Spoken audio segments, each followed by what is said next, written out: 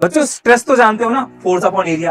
But आज आपको इस पे कुछ बढ़िया चीज बताता हूँ। पता है क्या, ये जो प्लेन सीधा वाला प्लेन है ना, इस पे स्ट्रेस होता है फोर्स अपॉन एरिया। लेकिन अगर इसी प्लेन की बजाय मैं कोई इंक्लाइंड प्लेन ले लूं ना, तो फोर्स अपॉन एरिया नहीं होता। आपको पता थी ये बात? चलो मैं बताता हूँ, और साथ में चौक को तोड़ के दिखाऊंगा कि जो मैं बोल रहा हूँ वो सच है कि नहीं है। पूरा देखना इस वीडियो को। देखो, अगर मैं कोई एक ऐसा प्लेन ले लूं, देखो ये चौक है मेरे पास, अगर कोई मैं एक ऐसा प्लेन इमेजिन करूं कि उसमें स्ट्रेस कितना आया जब मैंने इस चौक को ऐसे खींच दिया फोर्स लगा के, तो देखना बेटा, जो प्लेन आता है ना उसमें दो टाइप के स्ट्रेसेस आते हैं इस वाले प्लेन पे। एक नॉर्मल, इसको कहते हैं नॉर्मल। नॉर्मल स्ट्रेस जब सारा कॉम्पोनेंट ले लो, देखो इस एफ का कॉम्पोनेंट ले लिया, एरिया का कॉम्पोनेंट ले लिया, सब तरह करा के बेटा फॉर्मूला आता है F by A cos square theta. तो ये जो नॉर्मल स्ट्रेस है बेटा, अगर ये मैक्सिमम करना है ना तो थीटा बराबर 0 पे होगा, क्योंकि cos 0 की वैल्यू 1 होती है। तो हम कहते हैं नॉर्मल स्ट्रेस ना थीटा बराबर 0 पे, यानी कि 0 डिग्री कौन सा प्लेन हुआ? देखो ये तो झुका हुआ प्लेन है, 0 डिग्री क्या होगा? सीधा प्लेन।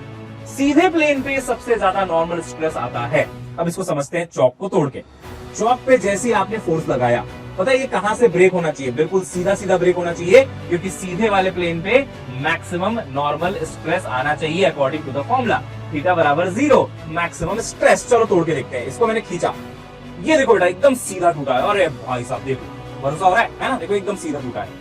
तो नॉर्मल स्ट्रेस कौन से प्लेन पे मैक्सिमम होता है भाई? वो होता है सर 0 डिग्री वाले प्लेन पे, यानी कि बिल्कुल ऐसे।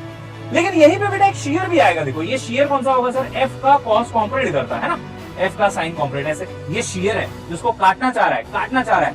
शेयर का जो फॉर्मूला आता है ना बेटा, कॉम्पोनेंट आएगा F sine theta upon area आ गया A upon cos theta. Geometry से ये शेयर आता है मेरे बच्चों F by 2a sine 2 theta. अब सर ये शेयर कब मैक्सिमम होगा?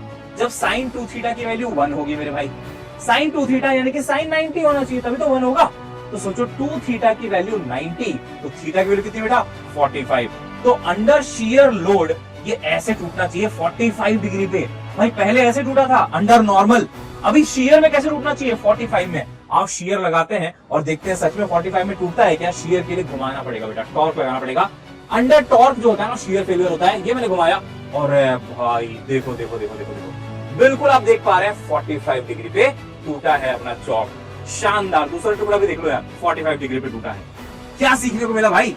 कि सर अगर किसी चौक पे आप फोर्सेस लगाओ तो जो 0 डिग्री होता है वहां पे होता है नॉर्मल फेल्यूर, मतलब under this kind of load ये बिल्कुल सीधा टूटता है। लेकिन अगर आप शियर फोर्स लगा दो ऐसे, तो 45 पे टूटता है। चैनल को बेटा सब्सक्राइब कर लेना, अमेजिंग कंटेंट मिलता रहेगा। नीट के लिए बड़ा इंपॉर्टेंट कंसेप्ट है। फॉर्मूला याद रखना, वैल्यूज याद रखना। मिलते हैं।